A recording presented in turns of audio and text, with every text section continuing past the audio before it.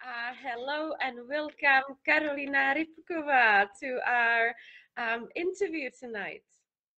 I'm glad to be here.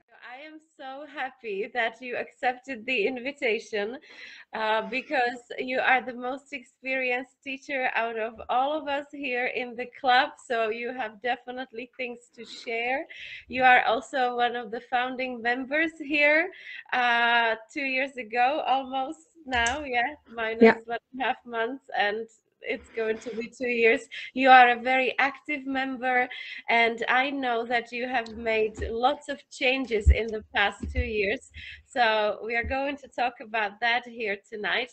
But before we do that, I'd like you to introduce yourself a little bit. Tell us what you are doing these days with your life, both professional and personal, and then we can go a little bit back to the history, how you started, if you always wanted to be a teacher, an English teacher, how come you have such beautiful British accent, and many other things. Uh, what would you say about yourself? I gave a very brief introduction. What would you add to it if you were introducing yourself and your Uh, yeah. um, well, actually, for those who have not met me before, I'm 40-ish, freelance English teacher. And I live with my husband and 2 sons and 2 lazy cats in Yichin. I teach both online and offline, and I focus on, let's say, on one-to-one lessons mostly with personalized approach. And apart from teaching, I also run language training project for a company, for a client of mine, where I lead a team of, I don't know, like 15 teachers and other language professionals, and we provide them with complex language service, like lessons and interpreting and virtual assistants, translations, stuff like that. impressive. So that's me. Impressive. So, would you tell us a little bit about how you learned English?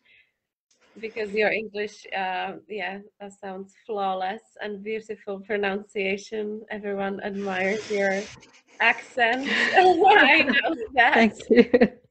So, how did you learn English? Take us back to your young youth or childhood. When was it? Actually, I think I've learned the most when I started teaching.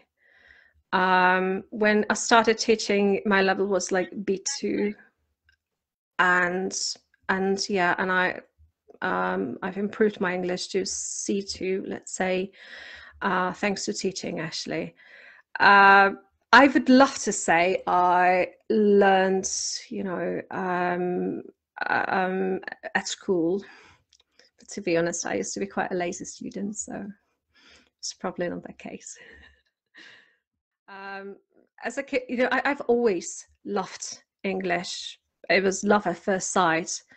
But yeah, When was the moment? Do you remember the moment? Was there something specific when you say love at first sight? it was actually, when we started learning English, it was 1989. I was the first one to learn English, and we had a native speaker in our school, and it was amazing. It was like from a different world. So yeah, so it was definitely, for me, it was love at first sight.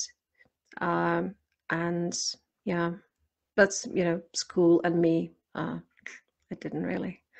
Yeah, that didn't really work. I remember those days, the 90s. It was so, especially right after the Velvet Revolution, it was so exciting to be learning English because it was connected to the Western world.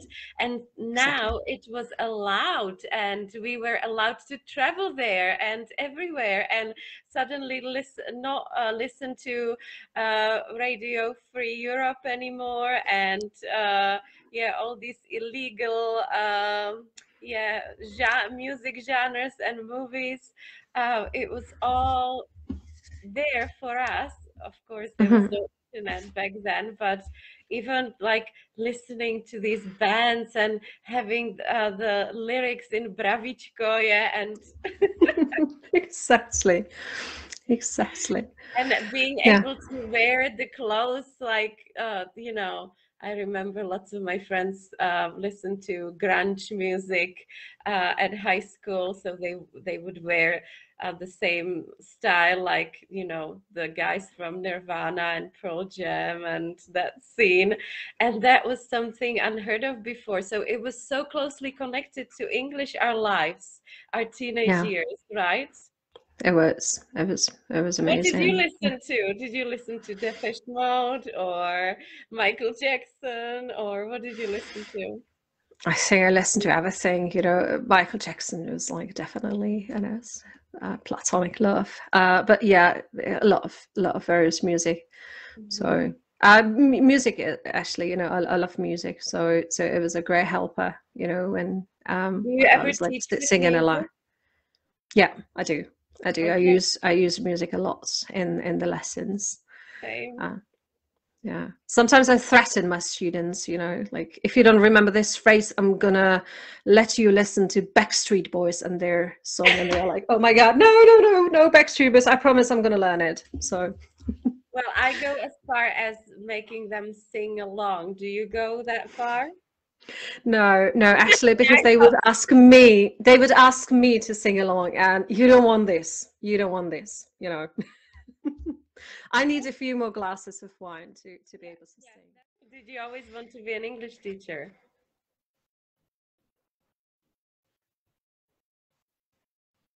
Can you hear Mm, me? no, no, no, no, no, I didn't. I can hear you now. Can Uh-huh. you? Yeah, yes. Go ahead. Perfect. Yeah, no, I never wanted to be an English teacher as a kid. I don't even think I had any like dream job. I actually, oh yeah, there was one point in my life when I wanted to be a truck driver, but not an English teacher actually. Um, the first time I came across this idea was when I was supposed to apply to university. And because I've always loved English, so this was something like, English teaching. So, but my problem was that I didn't like kids. I never knew how to communicate with them. And back then, in late 1990s, becoming a teacher meant, teaching at school. And Yes. so I finally like didn't go for it. And I went to work. I started to work in information center. So I was providing tourists with information, and I was helping them with finding accommodation, like no booking.com back then. Yeah, So yeah, yeah, yeah. And this was in Yichin. it was in Náchod. It was the town where I was born. It was in Náchod. And then one day I got a phone call from a lady who introduced herself as an owner of a language agency. And she said, I got your number from a friend of yours. And um, I'm currently looking for an English teacher, and I was wondering whether you'd be interested. And I was like, no. Because, I mean, like, I had the basic state exam that time, it was like level B2, but I didn't know anything about teaching. I mean, like, nothing whatsoever. So, and she was like, you know what, give me one afternoon. I'll drive you to my school. I'll make you a nice cup of coffee. You will sit down and observe. And then in the evening, I'll drive you back home. You will sleep on it and you will see. And I'm absolutely okay if you say, okay, this is not my cup of tea, I don't like it. And I was like, okay, fair enough. So Why do you think she wanted you so much? I don't know. I don't know. She was just, she just, I don't know. I don't know. She didn't know me, we had never seen each other before. It was just, a tip from a friend of mine. So she drove me there. She made me a nice cup of coffee. And I was sitting there whole afternoon and observing, and I got hooked. And So the story continued. Yeah, yeah, for and then I like jumped in at the deep end and started learning how to swim. Mhm. So you never studied it to become an English teacher or a linguist. You are trained through the experience. I also believe this is the best way how to learn anything. Teach it. So that's one of the best tips that we can share with our students. Yeah, if you want to learn it, teach it. Pick somebody and teach them. So what was the first year like? Do you still remember? What was the beginnings? We have several ladies here who are in their first or second year, so I'm sure they will be interested in hearing from you. It already sounds like from so long ago, back in the history. It When is, someone like, back in the ladies, can history. you imagine like somebody gets a tip and then they drive you around and let you observe because they want you so much, and it was different times, wasn't it? Different times, Completely different world. Completely different different worlds, yes. universe.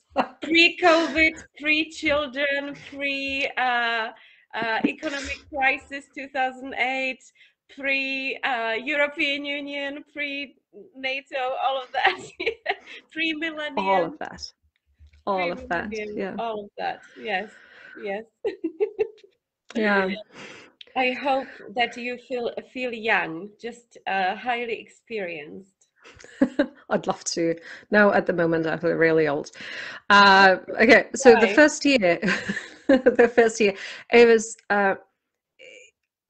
it was a challenge, let's say, because I really I jumped in at the deep end, and I was so excited because at the very first moment I knew this was it.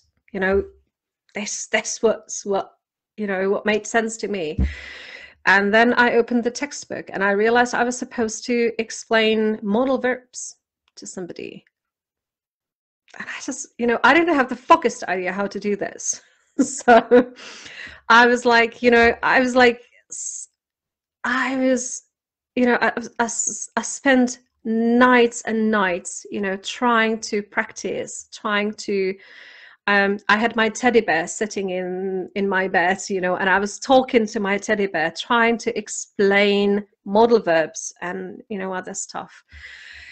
To make sure I'm explaining it in such a way that the people might really understand it. Because I did remember, and I still do remember, the times at school when there was the teacher with chalk in one hand and her textbook in the other, writing the definitions on the blackboard and expecting us to write the definitions down and memorize them. And then, and I knew that I just simply didn't want this because it didn't work on me. So I wanted to to find my own different way.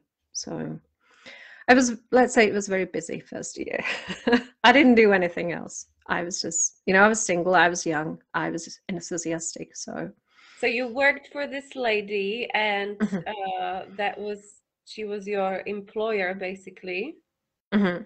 Okay. I was an employee. Yeah, I was an Okay. employee. Petya, no, sorry, Janie is asking if you ever asked this lady why she picked you. No, actually, that's a good question. No, no, never. I just don't think there was anything really sophisticated behind that. She was just, like later on, I realized how she did business, uh, which was nothing I really admire. I will always be grateful for the chance she gave me, because she opened completely new world for me, and I will always be grateful. But let's say her business strategy was an experience for me, And but what was definitely nothing I would like to copy. can you give us some details? You don't have to give names. What was the problem for you? Fake it till you make it. Yeah, okay. You don't like So that. not really. You know, she was selling something before she was able to deliver it, you know. So Mm-hmm. she was really persuasive. So when she decided you know, to make some contract or something, she was usually really successful. But then, you know, the steps after, it is not really good. So Okay. So you learned how not to do it I learned how not to do it. because Yeah. now you actually do something similar.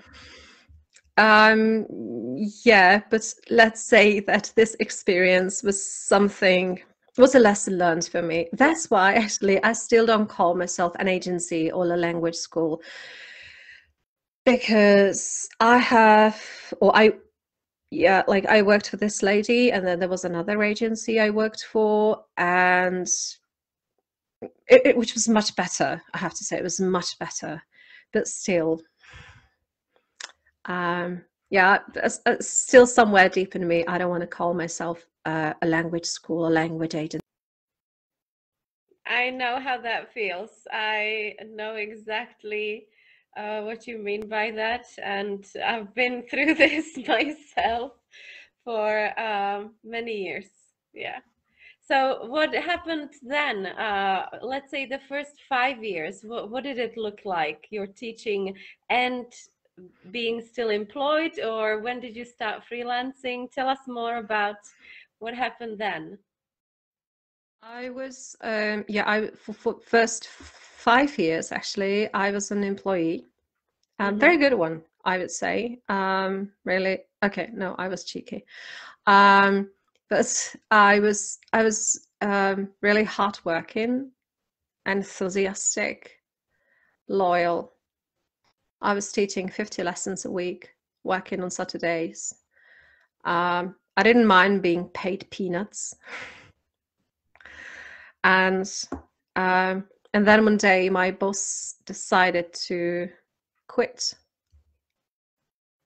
He just got fed up with running business in this country, and he was like, okay, closing everything down.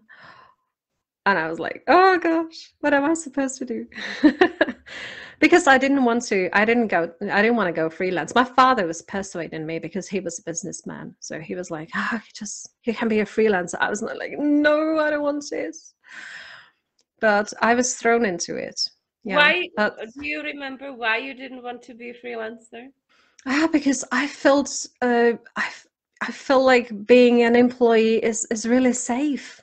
You Mm-hmm. have the boss, you know, you get your salary every month, you know. So, you know, I didn't want to go freelance, but then, you know, this happened, and there was a great help at the beginning for me, because I was back then I was already teaching some lessons for one company here in Eugene, and when they learned the company was closing down, so the plant manager invited me into his office, and he said, okay, so if you decide to become a freelancer, we will be happy to sign a contract with you, because we want you to keep on teaching here. So this is how I became a freelancer. You know, the circumstances forced me, but Mm-hmm. very quickly I realized it was not that bad. Mm-hmm. Yeah, and what did you realize? What did you enjoy about it at first? Maybe you still um enjoy the same things? Tell me. I still do, because I believe I have one of the best bosses in the world. Yeah. So, you know, she's really nice, you know. I mean, whenever I need holidays, she's okay with it, you know. When I needed new laptop, so she was like, fine, go and buy it. So yeah, but joking, but really, It gives I you a lot of realized time it's off. Yeah, I remember we spoke about it. Her, sorry. It gives you a lot of yeah. time off. Yeah. Yeah, I'm joking, but really, you know, at first I was scared stiff, but very soon I realized what advantages Yeah. there are of being a freelancer. Do you think it's hard freelancing as a teacher? Mm, I don't think it's more difficult than any other freelancer. I mean, like being a freelancer is connected with, you know, some pros and cons. But I don't think I don't find it any more difficult than anything else. No. What do you find most difficult about freelancing? I know we didn't speak about this, but I do have ideas in my head now. um, mm, I think the most difficult, you can never stop. You can slow down a bit, but you can never stop. You know, I mean, when you are an employee, so you can, and then you can start doing something else. But with being a freelancer, it's very difficult, you know, to start all over again. So even when you are knackered or when you feel like giving up, so you still have to find some way how to survive because it's sink or swim. So. Yes, yes. And it's still the best way to live for me, at least. I suppose Yeah, for for you me, as well, yeah?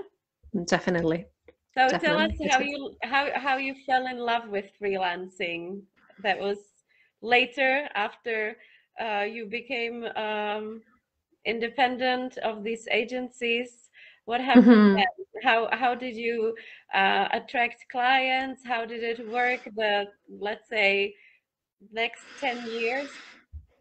Mm, yeah, actually, it was quite funny because at the very beginning, the company I was teaching for, the client of mine, they were offering me more and more lessons.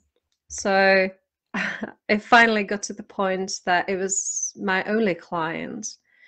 And I was almost like their employee. You know, I was there from Monday to Friday from 9 to 4:30. I had my own office. I had meals in the canteen. It was funny. Yeah, it was amazing. Ended in my burnout, but at the beginning it was amazing. Okay, it Yeah. ended in a burnout because you worked Mhm. too much. Uh, no, it was because I made a very big mistake regarding investing my energy. What was your teaching style like in those days when you, yeah, you were burning out almost in that company, but Mhm. working as a freelancer there? What did you, how did you teach? Um, I was like I remember that from the very beginning. I was still using textbooks, but I used to create a lot of materials.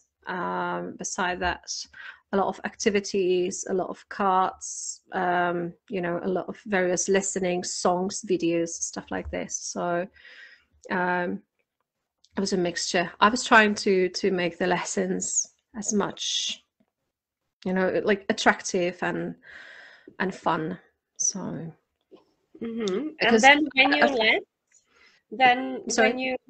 when you left or you stopped working in the company only, what changed? uh I suppose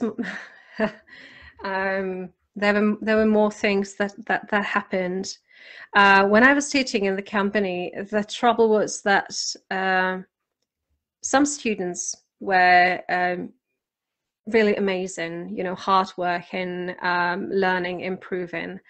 But there was also a group of people who whose motivation was their work.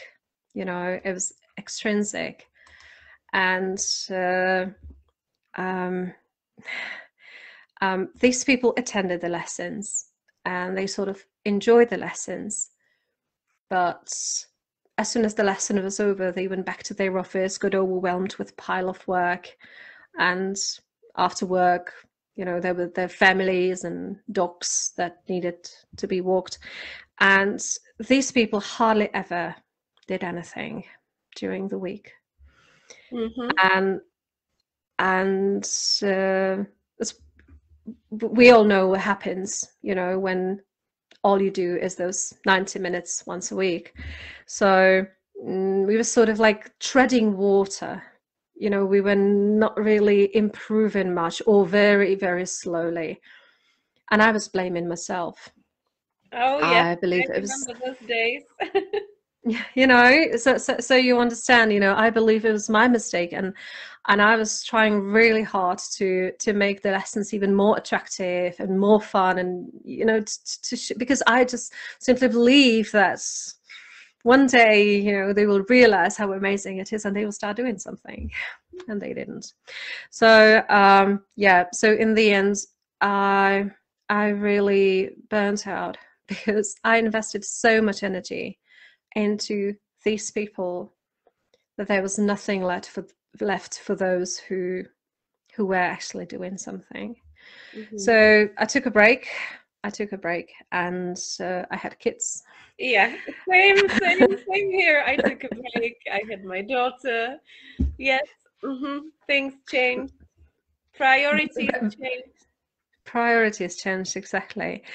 And after maternity leave, when I was going back, I with this experience in my mind, I like vitally needed students who would be on the same wavelength, you know, with me, who would be enthusiastic, who would be eager to learn, who would be willing to go the extra mile, you know, and do something and learn.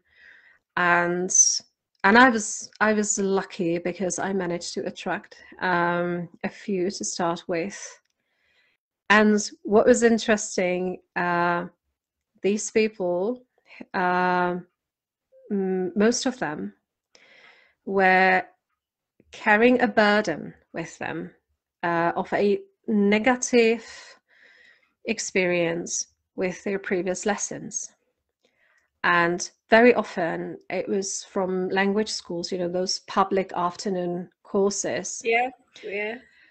When they were treated badly, you know, when, you know, the teacher in front of the whole classroom implied they were slow or stupid even. Or they were forced there to do something they didn't find useful. You know what I mean? When you teach a lady whose goal is to be able to communicate on holidays, you know, then she doesn't need to be an expert on definite and indefinite articles. You know? Exactly. I remember that. I used to hate that about teaching in schools and teaching from course books. Yeah. Yeah, Yeah. yeah. So and these people who addressed me, you know, they found me because they were still excited and they wanted to learn and they were looking for something different. So, and as I didn't want to be the next one who would, you know, demotivate them and discourage them, so I really tried to tailor the lessons as much as possible. And there was probably the time when I started asking more questions, and personalizing the lessons. So I think you know, there was a great change after the maternity leave. And then for how many years did you teach until COVID came?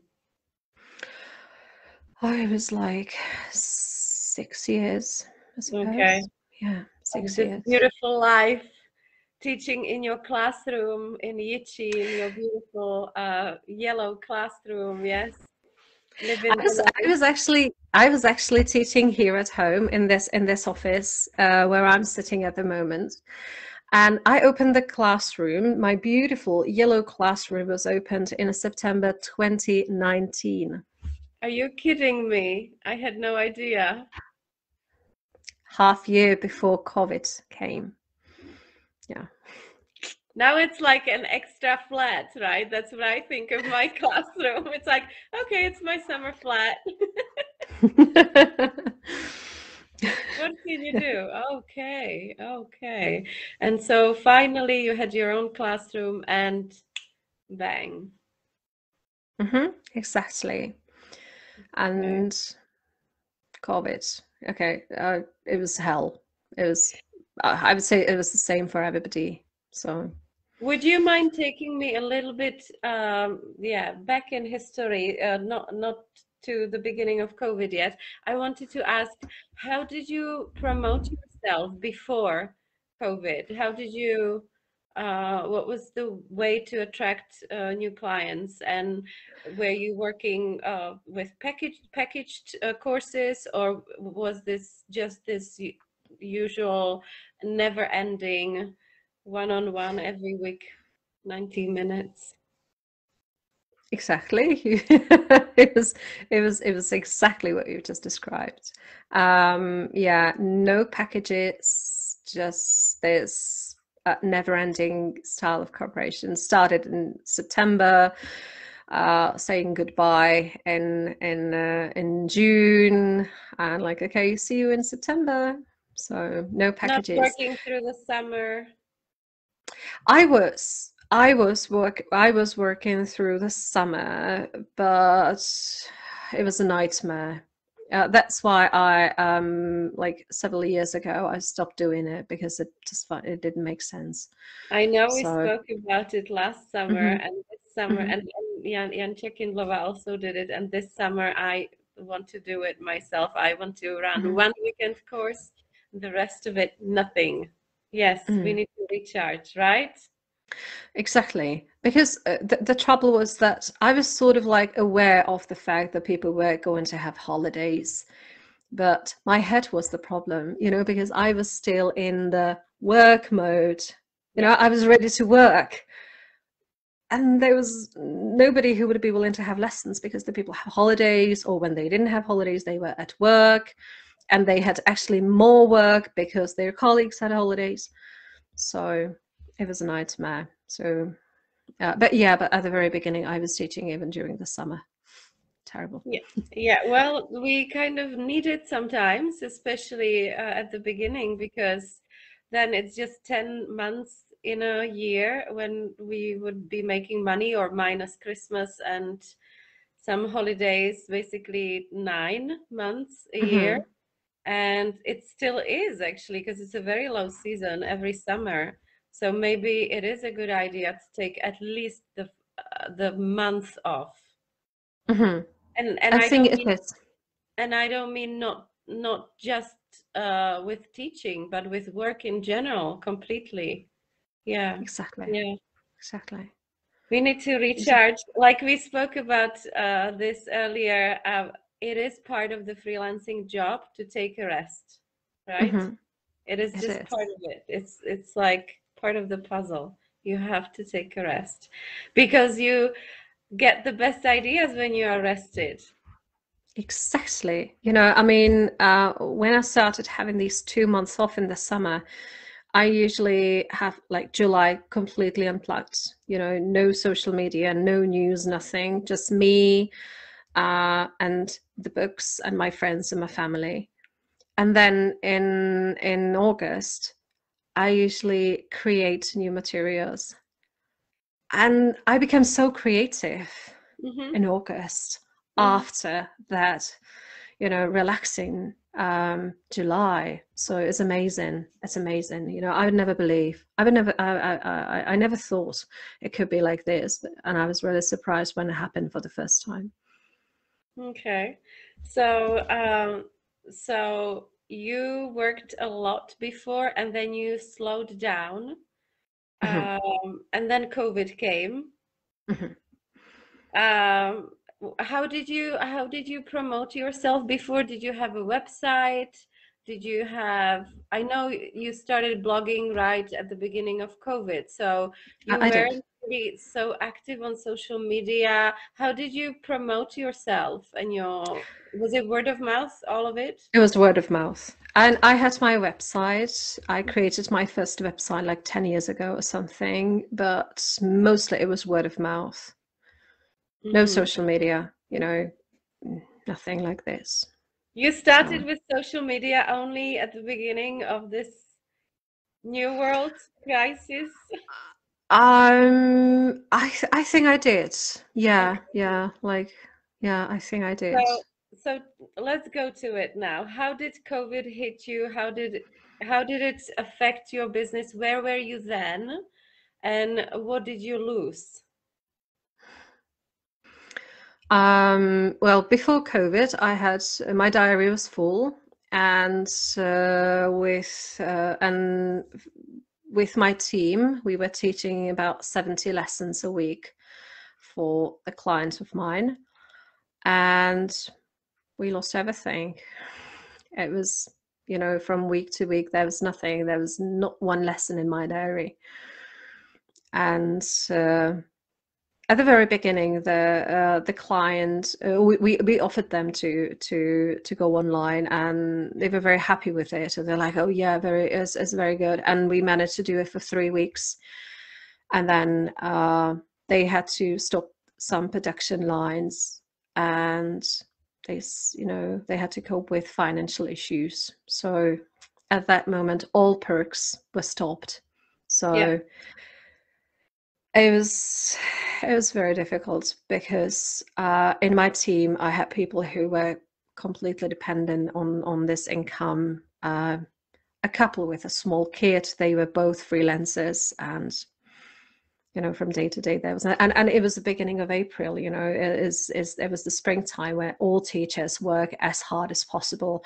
to earn some extra money For the because summer. of the not very profitable summer, and they just didn't have anything. So ah a few sleepless nights. It was terrible. And yeah, and everybody was like, everybody was shocked, everybody was flabbergasted at the very beginning, and nobody knew what to do, what was going on, how long it was going to take. And then later on, with my private clients, we tried to move online, and I hated it. Was I felt so clumsy, and I was anxious before every single lesson. And I managed to survive somehow till the end of June, and then I took the summer off. And I was knackered at the end of June, and so was actually my sister, who is a teacher, and my two friends, who are both teachers. So we finally fled to, let's say, secluded place in Croatia, where we were just reading and sleeping and eating and drinking and reading for 2 weeks, and we really recharged the batteries. And I realized one very important thing, that I was actually hurting myself with my mindset, with my attitude to online. And as there was no light at the end of the COVID tunnel, so I simply realized I needed to change the perspective. So I started to learn how to work with various programs like Canva or life worksheets that saved my life, Wall-to-Wall, Genially, stuff like this. And I started creating completely new materials. I decided to remodel the whole structure of my lessons so that they would be usable online. And that helped me a lot, because I found better way how to deal with online lessons, and how not to be anxious anymore. So that was nice. That was a great help. And how So did you deal with the fact that you lost so much business?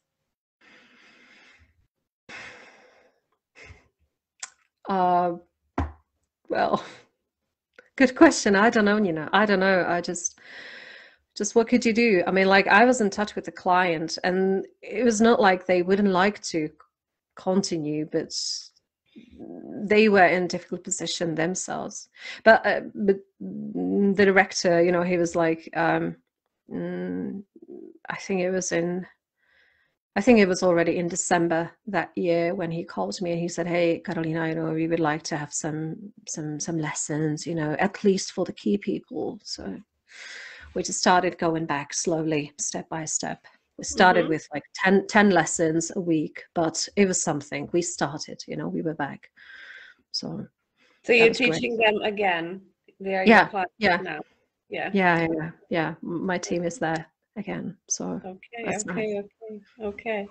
And I suppose you also started to teach more private lessons. Yeah, that's how I definitely reacted to the situation. We started teaching kids because that was so helpful for the parents, usually my students, and so that's how I partly saved the situation financially, because I lost like 70% of my offline business. Yeah, and then simply going back to more clients one-on-one, because I had been already doing it, but I was really minimizing my teaching time, looking after the school project as such, and training other teachers here, and starting the mentoring for teachers, for freelance teachers. And suddenly, I had to, you had to adjust so quickly, right?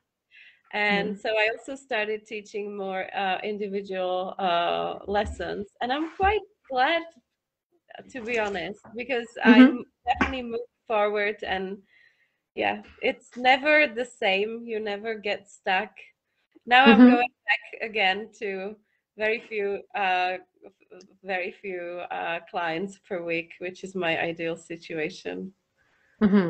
Yeah, people save you.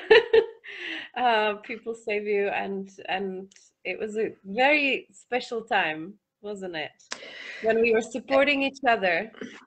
Exactly. And and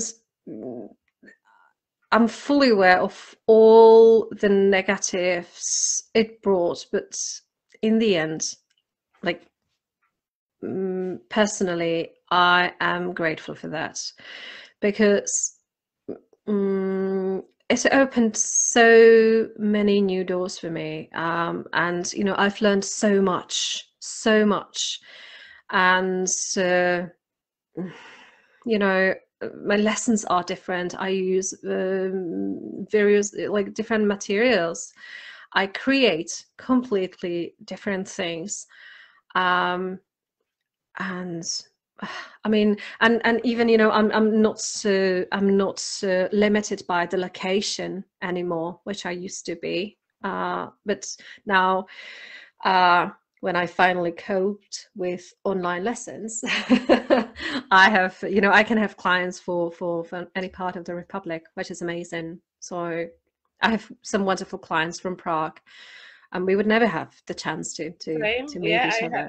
I often have clients from Prague. Yes, that's nice. So like with all negative in mind, finally, I have to say I'm grateful for that. I try to take what was positive on it. Positive. It's not a good word. Yes, it is. Okay, so you changed a lot of things in 2020 to react quickly and to adjust. What about last year? Last year was, at least for me, very life-changing and difficult and different as well, in many different ways than 2020. What about your 2021? When it comes to both teaching and freelancing, you can pick. Well, in 2021,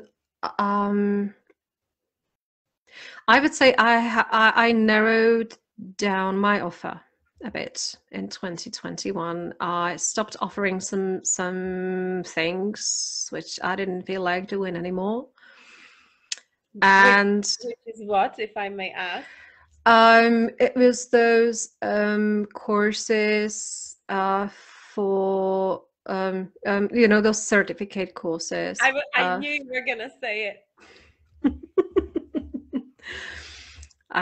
Yeah, so I gave this up, deleted it from my website, and I started offering some new things as asynchronous lessons, and what else?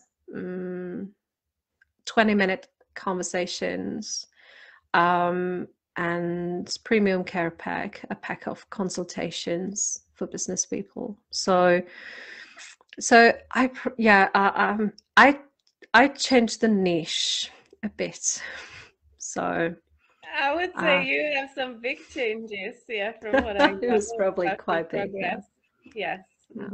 Mm. So how did you narrow down your niche? What would you say about before and now? Who were you teaching before, and who are you teaching now? I before I didn't care so much about the levels. I was okay with complete beginners and advanced students. These days, I focus more on, let's say, intermediate and upper intermediate students, not so much on the elementary levels. I mean, like, I didn't get rid of clients who are there. I still keep teaching them, but I don't accept new ones. And there was some time that I struggled with corporate clientele, and I think that I'm now going back to that, you know, to business people, to business professionals, because yeah, I don't know why actually, because I don't know, I just felt like that. But maybe approaching it from a different angle. Definitely, yeah. Yeah, I would say, yeah, I've learned I've learned some new things.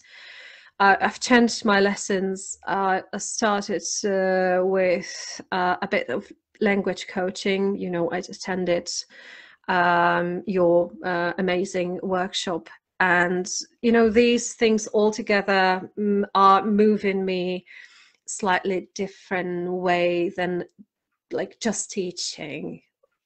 Don't take me wrong, you know, there is nothing bad about just teaching, but yeah, it's moving me a bit aside. Can you tell us a little bit about a typical course that you ran for individual clients? Well, there is nothing really typical about it because each client is different. So they come and they first we discuss what their goals are, what where they are, what experience they have, where they would like to get. And we also talk about their learning style, what topics they're interested in, and what topics they are not interested in at all, so that it doesn't make sense to prepare a lesson about it. And yeah, and then I prepare a plan, where we just try to follow and sort of yeah, to help them reach their goals. Okay, okay. And what is the typical length of your cooperation with your clients? I sell 10 lessons packages, but usually our cooperation is longer. It's like they buy 10 lessons, but after that it's usually like, okay, can we get some more? So we just continue. You mentioned briefly language coaching. Would you mind telling us a little bit how it's affected your lessons? Because you have taken several, not just one workshop, and I want to share with the others who haven't been here how great, what a great student Kaya is. Even with all these years of experience, she never behaves as if she knows it all. She's always so open and vulnerable, and really trying hard. And it's not always easy because we are set in our ways. Yeah, I am the same. Yes. But you're pulling through. How did it affect your lessons? Tell us a little bit about it.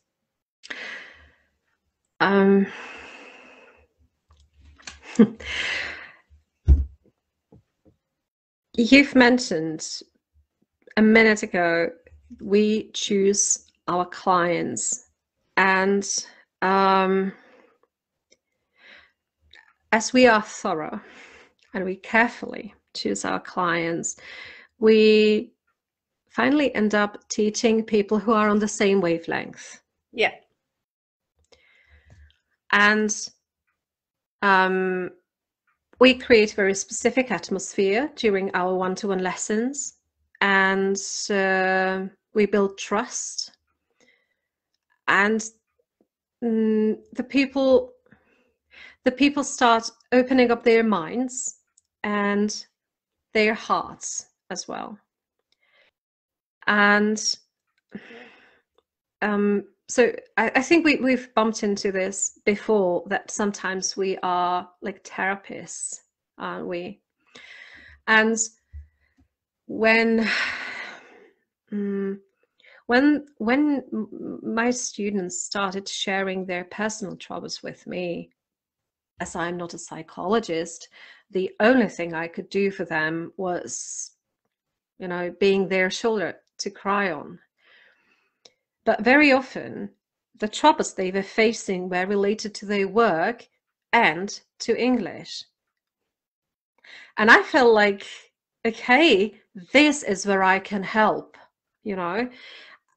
and I truly wanted to help. And with all my experience, as I've been doing it for a while, I believed I could help. And I offered a piece of advice or two. And I was very surprised when it didn't work, and I was like,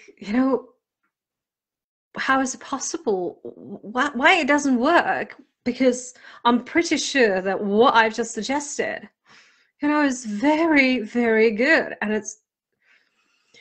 And thanks to language coaching, I learned not only to, let's say, ask better questions, but also to slow down. Because the people, when they are facing some trouble, they set off on their journey, and they sort of like get into the middle of the journey. And I was suggesting something that would probably work, that would probably help at the end of the journey, but the people still needed those 2 kilometers to go, And before language coaching, I was too pushy, I grabbed their hand, and I was trying to drag them to the end, so that my suggestion or my advice is helpful for them. But it didn't work. So thanks to language coaching, I learned how to ask better questions, and how to how to take my time, and how to let the people think. I just slowed down and stopped dragging them and forcing them somewhere or into something, they weren't ready for. But I've learned, okay, I'd love to say I've learned, okay, I'm still learning how to help them find their way, you know. Beautiful. And maybe at the end, you know, when they reach the point, they might use my advice, or they might, you know, realize themselves. So, and it works much better, because it's like with intrinsic and extrinsic motivation, when the decision is made by the client themselves, it works completely different than when I am the one who mentors them, you know, who tells them, do this, you will see it's going to work. When they are not ready for that, it's not going to work. So, like we spoke about with Eva in the previous interview about language coaching and how she motivates her clients, she just asks big questions. She said some of them are the best ones because although they are very general, when the client starts thinking about it and you hear it, they really help you understand the client's needs. What is it with you that helps the most? Is it also asking a lot of questions or giving them a lot of options? What keeps them motivated and pull through this 2-kilometer road in front of them? I would say that the questions, when I don't force them into something, but when I let them find their own way. So Yeah. then they like sort of like realize, like, okay, this could work actually. Well, actually I could do this, or maybe, aha, maybe there is a different perspective. Yeah. So yeah, like slowly maneuvering them. Like before, it was like the way was given, you know, this is the lesson, this is the homework, see you next week. There's more freedom now for them, and some of them don't enjoy it that much, particularly, but there are some students who enjoy it incredibly, and who really like fish in the sea. It's amazing to watch them, really. So from what I am listening to, it seems that the recipe for being excited about our job, even 20 years plus, is to go through a lot of changes throughout your career, never get stuck in a phase like you described, and always learn new things and move your methodology forward and getting deeper as well. And yeah, you will see incredible results, and it's very rewarding, isn't it? It is. I would say there is one more thing, and it's just not forgetting about ourselves. Yes. Mm. So that would be my question about what you would recommend your younger self, what you would tell your younger self. I know we spoke about it. Is it this, forgetting about yourself in the whole process? Can you tell us more about your mindset now and before?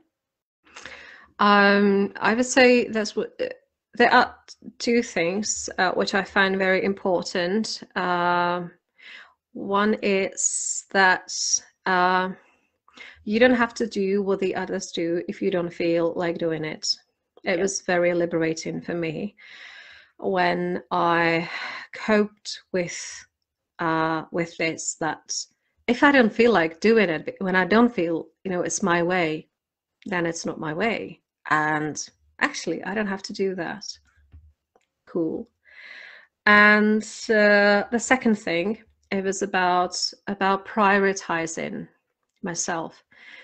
And I really mean putting myself first, not just taking myself into consideration, but putting myself first. Because we very often tend to make compromises. you know, the client comes and he needs some time slot, you know, which is not like, you know, absolutely perfect for you, but you feel like, okay, so this time, you know, I'll do that. It's not good. It's not good. What was a great game changer for me was when I really started prioritizing myself, like putting myself first. Um, um, it is like, for example, for me, it is that in September, when I'm creating, when I create my new timetable, I start with my son's timetables and with their afternoon activities and with my activities, and what is left, this is what I offer to my clients, because you know we concentrate so much on our niche and on let's say our ideal client, but the trouble is that you can be teaching your most ideal client, but when it is your 10th lesson that day, or when the lesson takes place in a time slot that does not suit you, or when you are hungry because you didn't have time to have anything to eat before the lesson,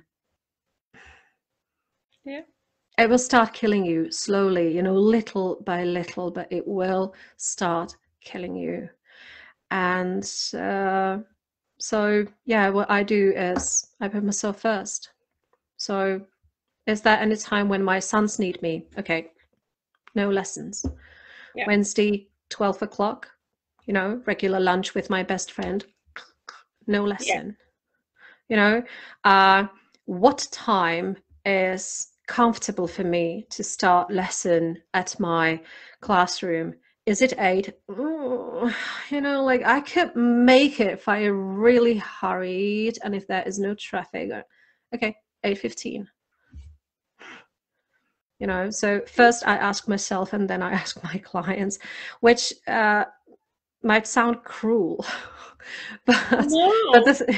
but the thing is that it's win-win, because Yeah, when I am okay, when I feel comfortable, I can deliver the best performance, exactly. and it's the client who benefits from it. So it's win-win. Yes.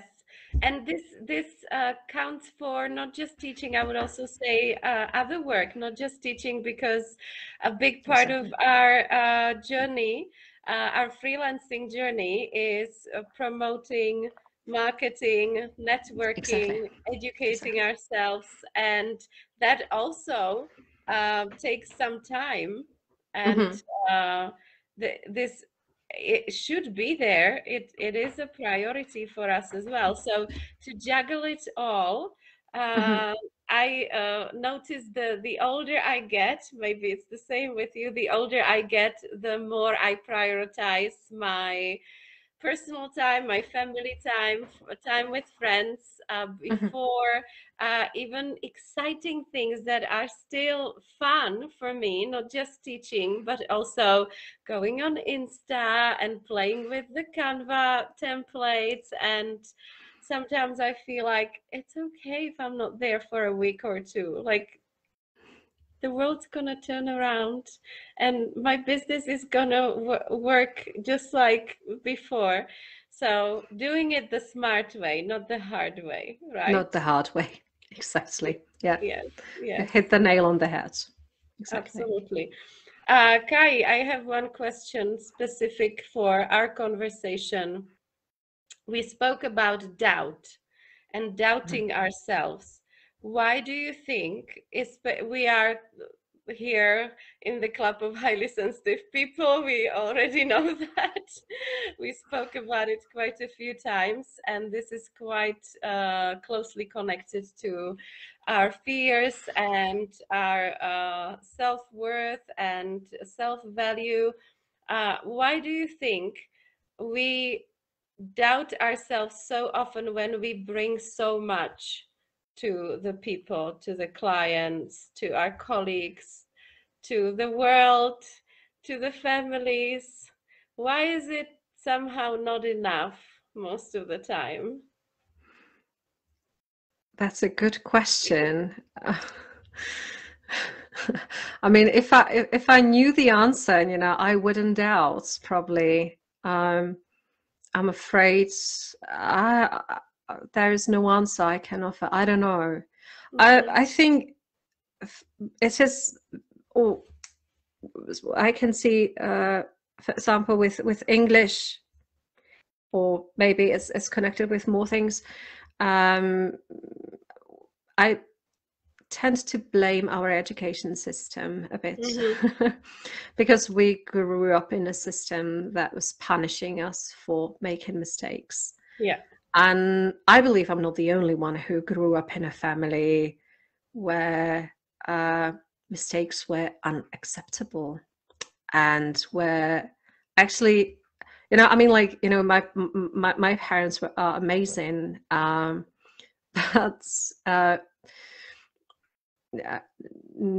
my father was the kind of guy, you know, nothing was enough for him.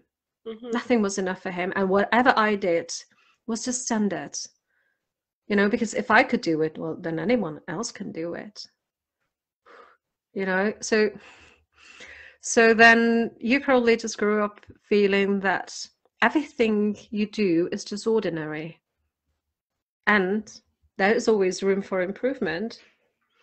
So that's why we keep learning. That's why we keep improving, which I think is amazing. But I agree that sometimes it would be nice not to doubt about ourselves. Yeah, to say, hey, come on, this was good, wasn't it? Do you think your business is ordinary? No, it's not. No, it's not, is it? It's not. It isn't, is it? I don't know. You tell me. Why is it not ordinary? Why is it special? Why is it unique? I have built it. You know, it's mine. I've built it. Oh, it is something, at least for me. You know, it might not be special to anyone else, but for me it is. Because, you know, I've built it. So, you know. Beautiful answer. I love that. Experience counts, and all these stories and all these milestones, they're there for something. And all the fuck ups. And all the fuck ups. Yes. Yes. Why do you love doing it still after all these years, freelancing as an English teacher? It's a lot about freedom, because I am able to prioritize myself. I think I am good enough at what I do, so that I can do it the way I do it. And I can get paid for it, and I still can prioritize myself, and I don't have to get limited because of somebody else or some structure which I don't fit in something. So it's a lot about freedom for me, very much, because I need it. You know, I'm a Taurus. I'm quite stubborn, and it's very difficult to move with me when I don't really feel like moving. So, so yeah, I remember, you know, how extremely contented employee I used to be, and now I can't understand it. I would never, I could never go back. And sometimes when I was really down, I was like, okay, I'll just give this up and I will go to Lidl. And my husband was like, oh, No, you no. won't. And he was right. Yeah. I mean, freedom. I suppose you feel the same, don't you? Yes, absolutely. Of course, freedom is number one for me. And I'm guessing most of the ladies here in the club. My last question would be about your dreams. What are your dreams for the future? Anything. It can be professional or personal. If you can share at least something, I would be so honored to Uh, hear some of it. you know, I'd like to say something really ambitious, You don't have but to. That's not the point. the older I am, the more grateful I'm with stupid little ordinary things. So if Yeah. there is some dream I have, it might sound funny, but it's my family, my husband, my sons, our life, what we have. So if I could maintain something, that would be this. I would like to keep on doing what I'm doing because I feel really comfortable in my position at the moment in what I do. So I have to say, I haven't felt like this for a very long time. So it would be nice if I could let this grow a bit. Wow. And yeah, that's it. That's my dream. Not many people can say in the times of COVID, I haven't felt this good. I understood, yeah, Hmm. this good for a very long time. Why do you think Hmm. that is? You feel like you really are where you are supposed to be? Yeah. Hmm. Exactly. Yeah. You know, I think like I've got rid of things that weren't useful or that didn't work for me. And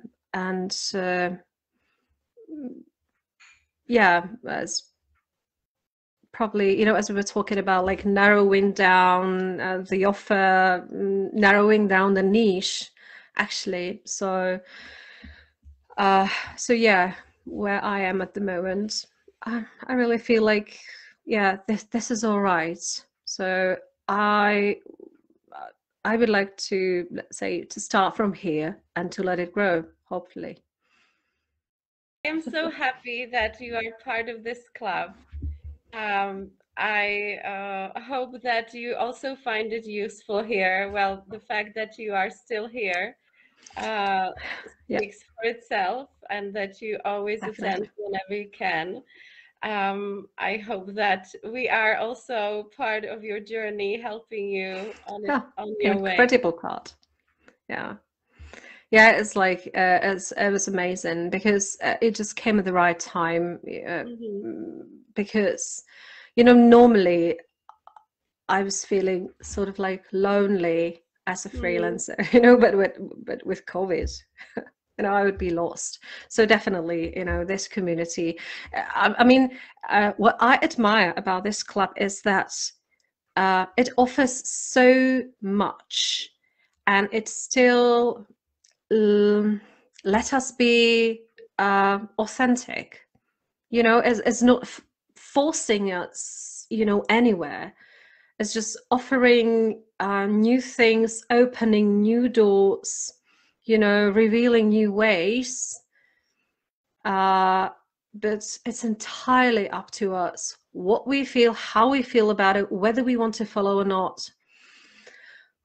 Really liberating and extremely supportive. So thanks for that. You know. Thank you, and have a lovely evening. Maybe with a glass of wine. I will definitely finish this. And I will definitely ask my husband to bring me mhm. something. Yes, Yeah, yes. You can say, yeah, I did it. Now pour me a glass of wine. So cheers to exactly. you. Cheers to your beautiful career, your family, and all the best in the future. And thanks for being here with us tonight. Mwah. Thank you for inviting me. Thank Good you. night, everyone. Good Bye night, bye. everyone. And thank you